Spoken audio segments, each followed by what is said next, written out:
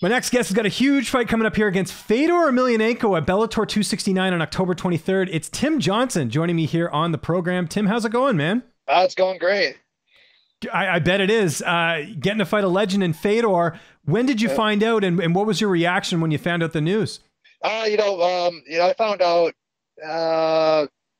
probably a couple weeks before it was released, maybe 10 days before it was released. And, I found out, after my Moldovsky fight, I was on the phone with my agent right away telling him, like, hey, put my name in the hat, let's just turn around and fight again as soon as we just rub this one, chalk this up to what it is, and let's move forward. And I know Fedor had a bunch of names in front of him, and he chose me. That's great. So you knew about Fedor fighting again, so you just sort of put your name in the hat. So this wasn't a total surprise, because obviously you just put your name in there.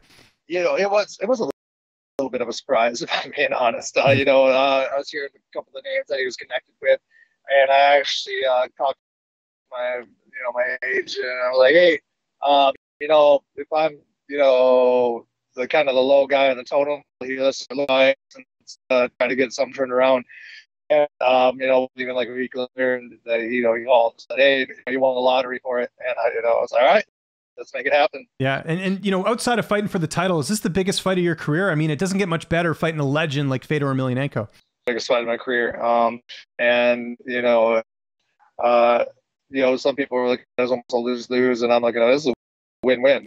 Yeah. I've won, go two birds, one stone here. I've always wanted to go to Russia.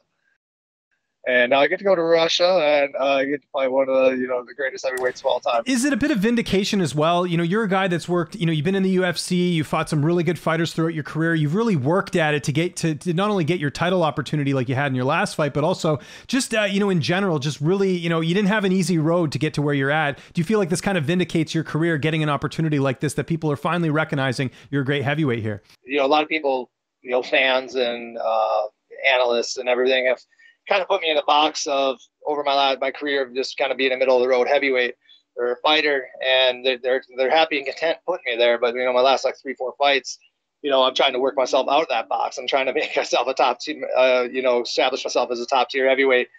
And now I think a lot of people it rubs it the wrong way because they labeled me like, no, you're just supposed to be middle of the pack guy. You're not supposed to be anything more than that. And so that just kind of adds the fuel.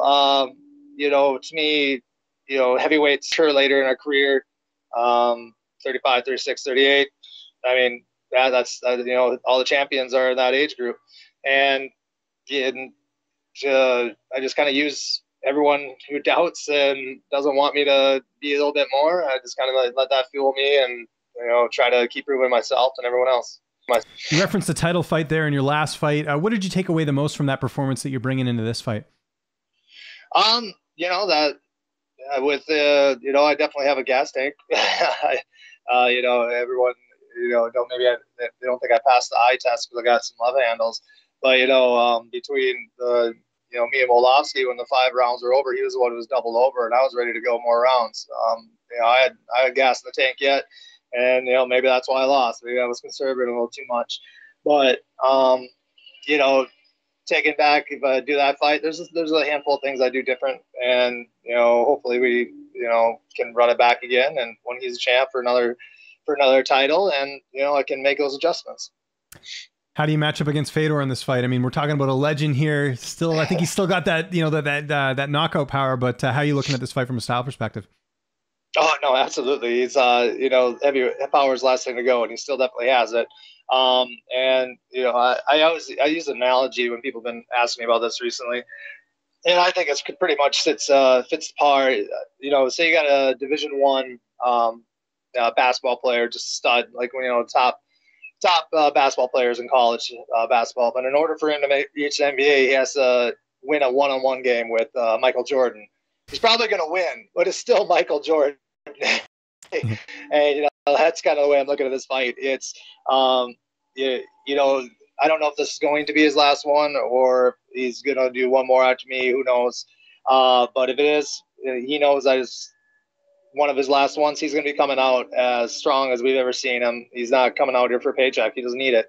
He's coming out here because he's a warrior, and he's got the mentality of, you come back with your shield or on it. And that's kind of why I think they might have picked me. 50-50, they think this because it's an easy win, or because he got a good look at me for 25 minutes and knows I'm there to fight and scrap.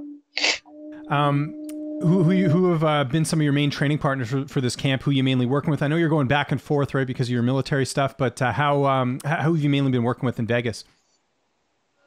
I've been working a lot with Carl and my buddy Chris Thompson out here, and getting some rounds in. Actually, Big Roy's been coming in every now and then, so seeing some overhands from him, and yeah, a lot of rounds in with kind of like 185ers and 205ers, just like hand speed, get me adjusted to hand speed like that. So I can hopefully, the science of that, I can see their hands and I can see Fedor's. Yeah. And who's going to be in your corner for this fight? It'll be Nate Pettit and Dylan Spicer and Joe Trottier. How's this fight playing out on October 23rd? How do you envision it going down? A perfect division. It would be, overhand left for me, and it ends in 20 seconds. The longer I'm in there with him, the more chances are something bad happens. So, but realistically, I mean, I'm probably finished. Either he finished me or I finish him. Maybe somewhere down the second round area. Have you watched the Rocky movie against Drago before this yet? Have you done that yet to prepare for this fight of what you're going into in Russia? I mean, I wish I would have. I mean, I wish it'd be snowing out, but we don't get a lot of snow. Yeah, it's kind of the opposite training, right? Like you're in desert heat as opposed to like the winter, right? So. Yeah. So I mean, but I suppose I can go up to Mount Charleston, do some hiking up there. But no, not yet. I'll probably watch that on the flight over. Okay. Well, there you go. And how many more fights do you have on your Bellator contract? Do you know? Actually, on top of my head, I don't know. I think probably like 2 fights. Yeah, so not going into free agency or anything. Like you have a few left. Is kind of what I was getting at, right? Yeah. Yeah. No, and hopefully get this fight, and this is no way looking beyond Fedor's fight, but I always like have an outlook plan, long term plan. Get a win over Fedor would be great, and then turn around and fight. Maybe me and Congo 3. Or I don't know what's happening with Minakov, maybe me and Minakov again, and then the winner between one of us gets the winner of Bader versus Moldavsky later on in the year. So fighting for the number 1 contender spot maybe down the line. So that could, after that fight, get another contract signed and good. Right off into the sunset.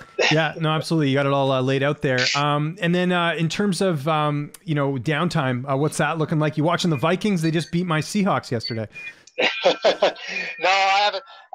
After a couple of years, I've actually tailed back my Vikings watching, just because they broke my heart too many times. And I'm like, I'm not going to be emotionally invested to that anymore because it's just too much. Yeah, no, I hear you on that. They figured out new ways to break your heart every year.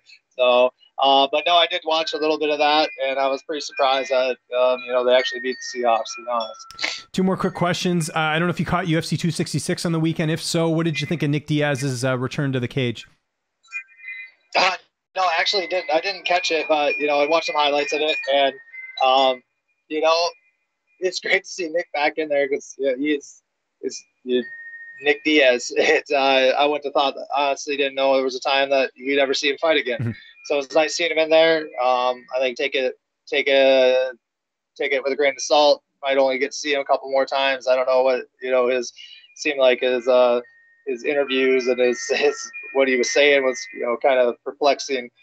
But yeah, it was great to see him. Hopefully we get to watch him a couple more times. And just your reaction, John Jones getting arrested on Friday. It's like this guy can't stay out of trouble. I don't know if you caught that. I did catch that. I woke up here and went, oh man, it just, I don't know. It just seems, it's, some people just are that way. I have friends that are that way, and everyone kind of knows someone as that. They could be, the nice person and have good intentions, but just can't seem to keep their nose clean for whatever reason. And, I don't know John, and I don't know the situation. I don't know his mental health or any of that. It just seems like when it rains, it pours. Yeah, no, for sure. And just last question, you sort of talked about it there, but your schedule leading into this fight, because again, you have to fly back home, right? Because you have, sort of military stuff that you're doing as well. So how is that schedule looking leading up to this fight? Like, how often do you have to go back? Let me see. I had to go back 2 times for this one, and actually, I will be the weekend before the fight. So I have to fly back to Minnesota for a 3-day drill, and then I'll fly out from there to Russia. Actually. Wow. That's crazy. Well, either way, got a great opportunity here against Fedor, Bellator 269, October 23rd. Tim, thanks so much for doing this. I know how busy you are. Anyone you want to thank, any sponsors, any social media, I'll give you the last word. Just thanks Texas Oil Group, veteran ran, and they've been supporting me a long time. Burber's Events, another veteran networking group. H&I Nutrition out of Fargo. They've been there from the start as well, and that's all I can think of at the top of my head. No worries.